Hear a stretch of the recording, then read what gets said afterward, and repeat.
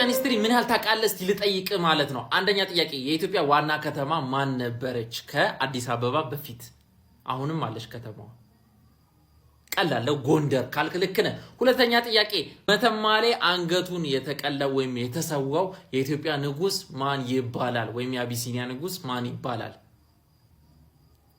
ጸጉራለሽ አፄ ዮሐንስ ካልክ ልክ ነህ። ሶስተኛ ጥያቄ ለኢትዮጵያ ለአቢሲኒያ ነገስታቶች አፄ ካልን ለወላይታ ነገስታቶች ማን ብለን እንጠራቸዋለን? ካኦ ካልክ ልክ ነህ። ኢትዮጵያን ለመጀመሪያ ጊዜ ወደ አቢሲኒያ ወደ ኢትዮጵያ ክርስትናን ያመጣው የተቀበለው የተጠመቀው ንጉስ ማን ይባላል? ንጉስ ኢዛና ካልክ ልክ ነህ። አምስተኛ ጥያቄ የኦሮሞ ህዝብ ሲተዳደርበት የቆየው አሁንም የሚተዳደርበት የረቀቀ ዲሞክራሲ አስገራሚ ሲስተም ምን ይባላል? ይሄን ካልመለስክ ተጋደል።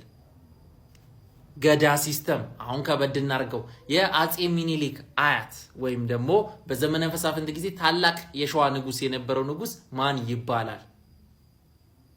ሳህለ ስላሴ ካልክ ልክ ነህ። በ10ኛው ክፍለ ዘመን ኢትዮጵያን ለ40 ዓመታት የመራችው ሴት አደገኛዋ ኃይለኛዋ ንግስት ማን ትባላለች? ዮዲት ጉዲት ካልሽ ልክ ነሽ፣ ልክ ነህ። 8ኛ ጥያቄ የፎቶ ጥያቄ ነው። እዚህ ጋር የምትመለከቱት ፎቶ የዚህ ሐውልት ባለቤት ማን ነው? የት ከተማ ነው ውስጥ ይሄ ሐውልት ያለው? ዘርዓ ያዕቆብ እና ደብረ ብርሃን ካልክ ትክክለኛ መልስ አግኝተሃል ማለት ነው። 9ኛው ጥያቄ ኢማም አህመድ ለስንት ጊዜ ወይም ደግሞ አህመድ ግራኝ ለስንት ጊዜ ምስራቅ አፍሪካን ተቆጣጥሮ ገዛ ወይም ደግሞ አስተዳደረ?